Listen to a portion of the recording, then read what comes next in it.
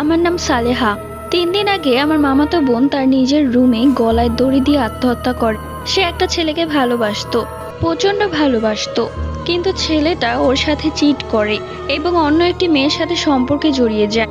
ও সেটা জানতে পেরে কি করবে বুঝতে পারছিল না। ওর মনে হচ্ছিল ওর মাথায় আকাশ ভেঙে পড়েছে। তাই শত অভিমান করে ও এরকম একটা কাজ করে বসে। আল্লাহ মাফ করুক ওকে।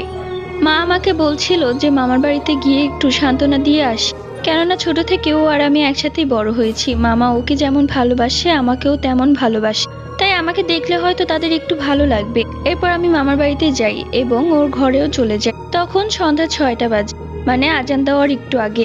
তো মামি আমাকে ডাকছিল, তাই মামির ডাক শুনে আমি ওই রুমে যাব। ঠিক তখনই আমি দেখলাম ওর ঘরে ও খাটের উপর বসে আছে। এটা দেখে আমি চমকে উঠি, আমার গায়ের লোম দাঁড়িয়ে যায়। ও তো মারা গিয়েছে, তাহলে এটা কি ওর আত্মা?